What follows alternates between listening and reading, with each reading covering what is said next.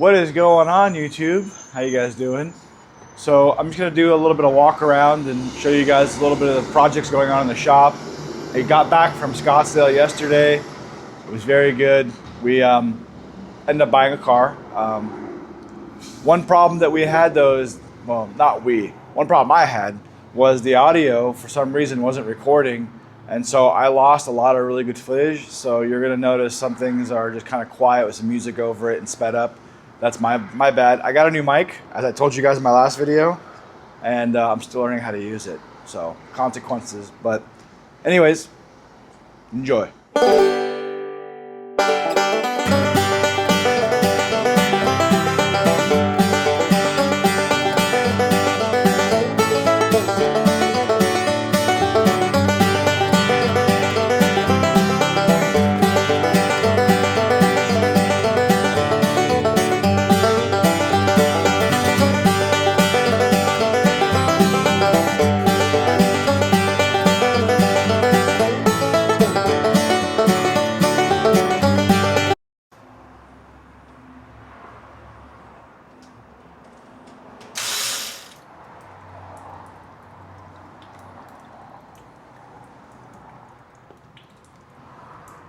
All right, so Bradley's about to remove the alternator brackets so we can see the dick seal. Let's go. So you can see one alternator's out in the bottom. He's got one more to go up there. And here's the alternator, and how it works is there's a seal, flip it around, Bradley. There's a seal that goes around that seals the coolant, and coolant comes in and cools this thing internally in the casing. And this thing has, this Phantoms, they draw so much power that they need 2 alternators to power everything in charge.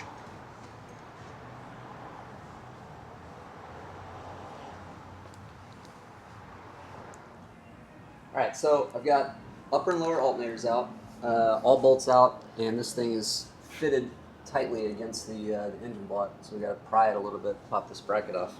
Hopefully it'll just slide right out.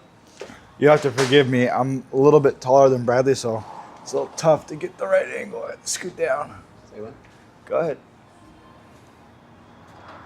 Hopefully I'm not in the splash zone. Too much left in there. Oh, it looks like it came off the dowels nicely. Yeah. There's a little stick seal that goes between here. Be careful of. Those dowel pins can get, sometimes they can get really sticky and stuck. That's it. And there she is. Look at that little fucking dick. Is it rock hard? Oh, yeah. Yes, it's rock hard. I could hear that. I don't know if the mic picked that up, but The crunch? the crunch. Yeah, it crunched. There she be. Look at all that space now. Wow. Wow. Wow, an avocado. Good job, Bradley. Thank you. Now put that shit back together. Okay, here we go. So we got a little update. Bradley's got the Isetta motor pretty much assembled, ready to go back in. New timing chain, new tensioners, timed correctly, heads bolted on and torqued. Next step is to adjust the valves.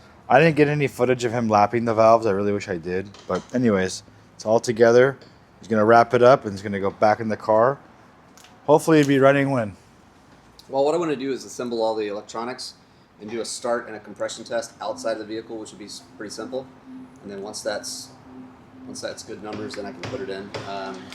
If I was only working on this today, I could have it in today, so a couple hours. So this week?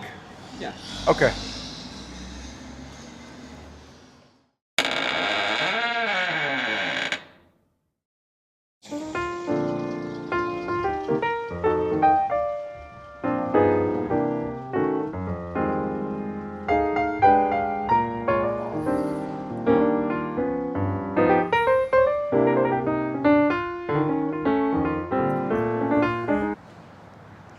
So this car got dropped off, hasn't ran in 5 years, flat tires. We're going to check it out. I think it's got a fueling issue and an air metering issue with the Bosch CIS injection system. So we'll see what we can do, figure this out.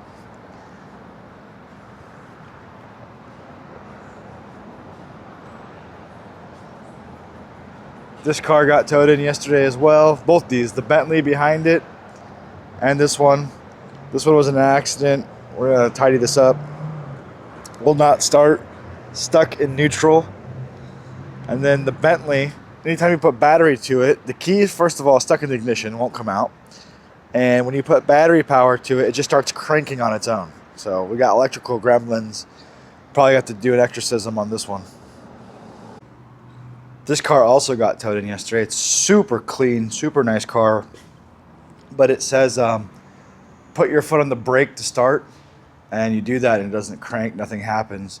So we gotta pull the knee bolstering out and get to the brake switch and see what is going on because there's no signal. Now I checked, the brake lights come on. So when you hit the brake pedal, the lights are coming on and illuminating, but there is no signal that the brake is depressed to the ECU to allow for the starter to engage. So we gotta tear into that. Current lineup right now, 2 more cars just got dropped off. This one doesn't count though because it's my car, but it is so busy right now. The lot is full on our side. These 2 shadows just got dropped off. They're owned by the same guy, my buddy Armand. So he just dropped off blue and red. And then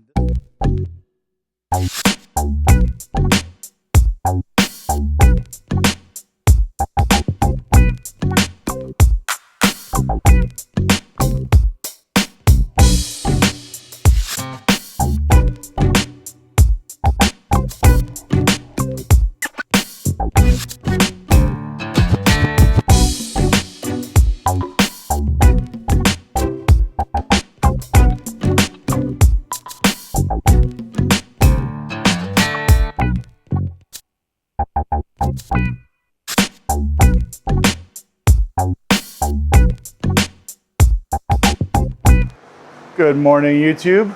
As you can see behind me, we have the 360. It's all completed. We're gonna do our first cold start here and see how she runs. Actually, it's not our first. I'm lying. I'm totally lying because I already drove this car. It's been cold started, but with everything back together, the whole car buttoned up, we're gonna do our first cold start. So let's see how it sounds. Complete, back together. Kuna did a really good job with this car.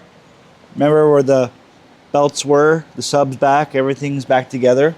It looks really, really good. I drove it quite hard too. Runs and drives excellent. Very happy with the result. Here she is, all back together, looking pretty. Kuno detailed it. When he had it apart, he used like 7 cans of brake clean on everything. You can see, I mean, I don't know if you can see, I can barely see, but the valve covers are down there. It's really tough to, you can kind of see them there. It's all fresh.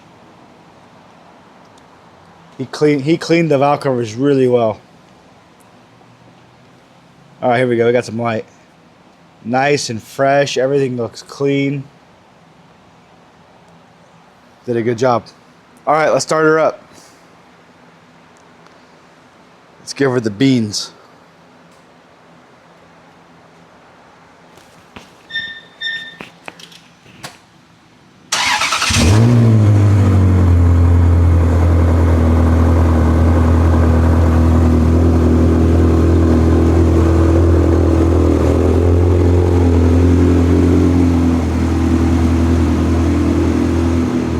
Sounds good to me. Sounds like a winner. Let's check on Bradley's progress with the Isetta. I showed you guys earlier in the video that he had got the engine together, and let's see where he's at now. What's up, Bradley? Morning. Oh, look at this. Motor's in. Motor's in. About ready for her maiden voyage? Yeah. I have a couple fluids to add. I gotta get these engine shields on. Gotta finish assembling the blower wheel for the cooling fan.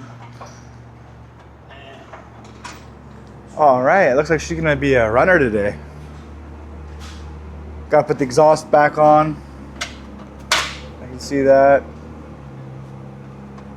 Look at that little mini gas tank.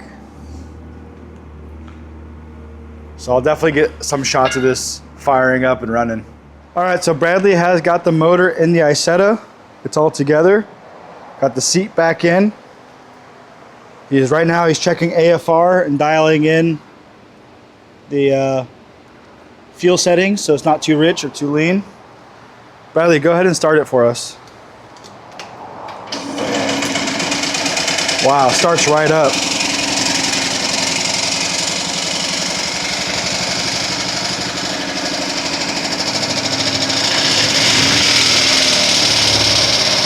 Oh yeah, she's a runner. So, Bradley's got this thing dialed in. We're gonna do a ride. Still got the side panel off. We gotta get that back on and little things to button up, but as far as running and driving, it is doing that. This thing's kind of cool. I love that the steering wheel tilts with the door. So as you close the door, the steering wheel goes down and up. And if you're wearing any kind of watch and you need to shift this, you better not be sharp because you'll be cutting the leather. I can only imagine like changing gears with this nasty thing on, just scraping the panel. So you gotta be careful with that. Just hop in, let me lock you in.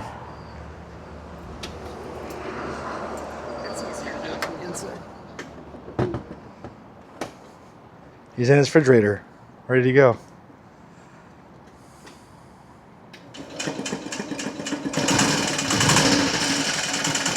It's like when you go to Autotopia at Disneyland.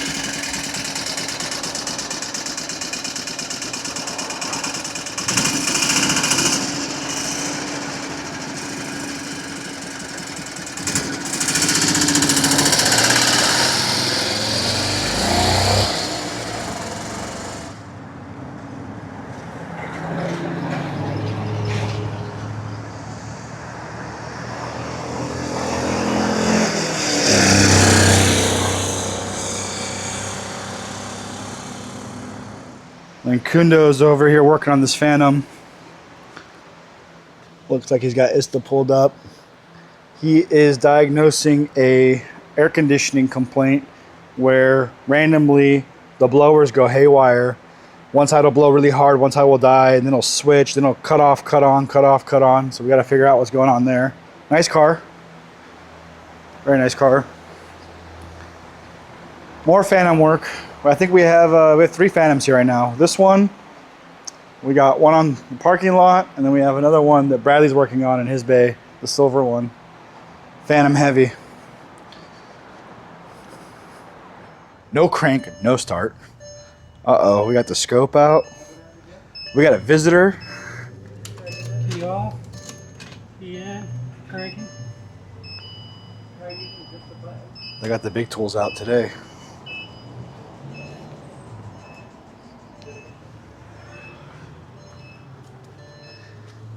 Individually disconnecting the pins to see what's taking the bus down, preventing it from starting. Alright, turn it off. Yeah. Another productive day here at the shop. What's up, YouTube? Time to see the Isetta ready to rock. Bradley's got it all finished up, so I can't wait to get some shots of it flying by and a little walk around. It's literally like a miniature 50s refrigerator with an engine and wheels. It's a pretty cool car. I'm 6'2", I don't think I would enjoy it, but I'm sure if I was a more comparable size to the car, that it would be a great little beach car, or like, you know, just something fun when it's not too hot out. It has a rag top, so you can open up the top and stick your head out and stuff, but it's a little cramped in there. You guys will see here shortly. All right, so the Isetta is leaving. The client has picked it up. Say goodbye. He's very happy. He didn't want to be on film, so we're not going to film him, but he's stoked. And there she goes.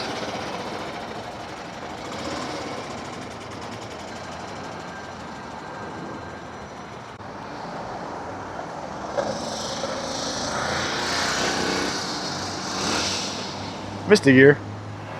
Got the motor out of the parts car. Still stripping it all the way. The engine's out. Check out this E30 wagon. Don't see these too often. We actually have 2 of these that come to our shop. We have a purple one as well. So pretty cool, pretty cool. Just wanted to show you guys a little something unique. What's up, YouTube? What's going on? So it's another day here at the shop. I want to show you guys what's going on today. What we got cooking. There's a lot, actually. So let's get into it. So Bradley's just about done wrapping up this Phantom. We're waiting on a power steering pump to come in. Well, not the pump, actually, just the reservoir. I'm gonna put in a reservoir, finish the cabin air filters, the brake flush is done, all the big work is done. So this car is almost completed. You can see here's the old reservoir. The reason we replaced these is because there's a filter inside and that filter goes bad and you cannot replace just the filter. So we replaced the entire unit with new lines. He got started on the Mulsanne. You can see he took out the emblem and cleared some space here to get into the front of the motor to do those EGT, the exhaust gas temp sensors. So those got to get done. So that's next on Bradley's list. So we got this Bentley in. Another technician, Martin's, working on it. He is currently not comfortable being on film, so we will have him off camera. But this car came in because the stereo and the air conditioning is not working and it has a check engine light. So we pulled the cowl off, vacuumed everything out. He's diagnosing what's going on here. I will update. Something I want to show you guys on this GT, excuse me, on this GT. You'll notice, if you guys are familiar, this is all aftermarket. That is not a factory setup. Now the client states that this was all working fine before and then one day it just all stopped. So it could be rodents, could be a fuse, we have no idea. But we will figure it out.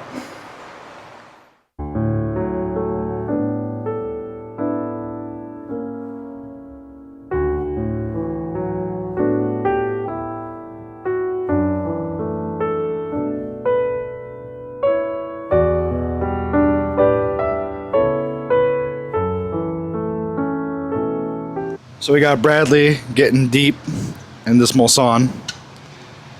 He's got a lot more off than he did yesterday. The whole grill is off. And he's just trying to get down in there to get that EGT out. It's out. It's just routing now. Have you already put the new one in? No, I'm pulling the old one out. It's, getting it out's not the problem. It's the routing that makes it difficult. You gotta lift the intercooler up so it'll clear.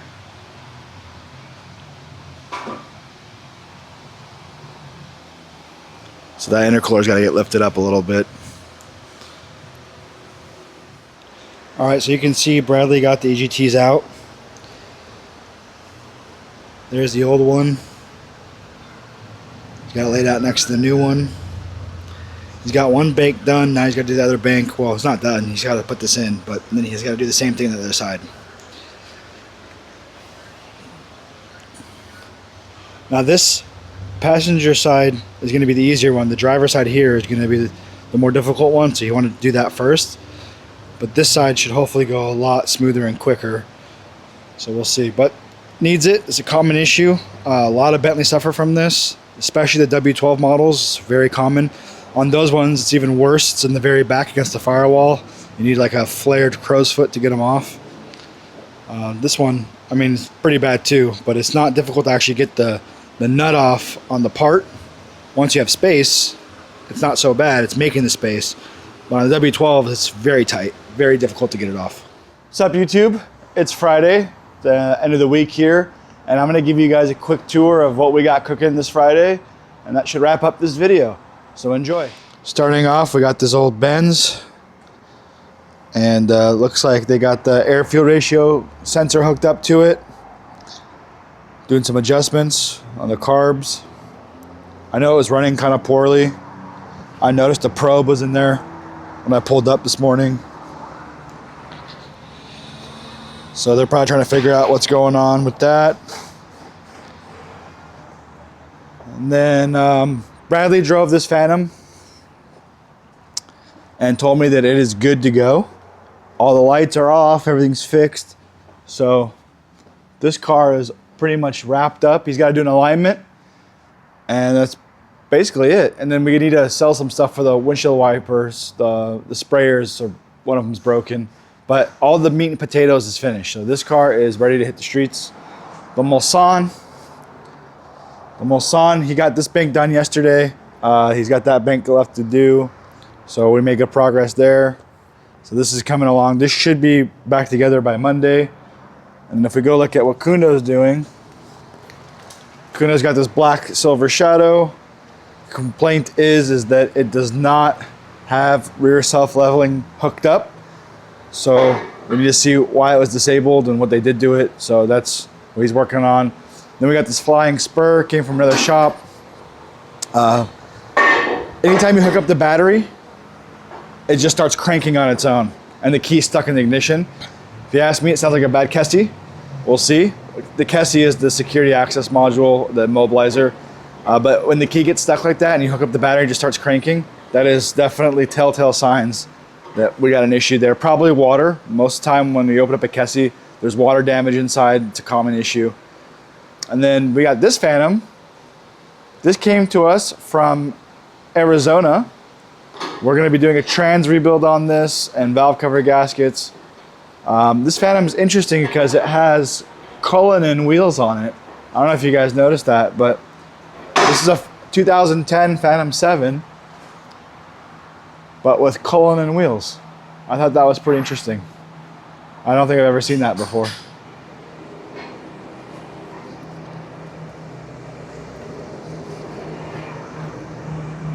Then we're gonna go visit Martin and see what Martin's working on. We're in Martin's area. We sold some stuff on this, so waiting on parts, but this will be back together next week and done. We got the Superleggera, figuring this out now. And then I had a silver Wraith dropped off yesterday. Pretty cool. Right-hand drive with the partition. But this is the next big project here, is figuring out why the front of this car has no power. We know that it was in an accident. The pyro fuse checked out, so it wasn't that. But this big Genghis here, if you look down there, I don't know if I can zoom in, there's no power going to the alternator starter. So that goes directly to the battery, and there's also no power to the slug. So he's working on figuring that out. He's diagnosing that now. Car's pretty cool, but it's seen better days for sure. But I love the all carbon clamshell style of it. Pretty awesome.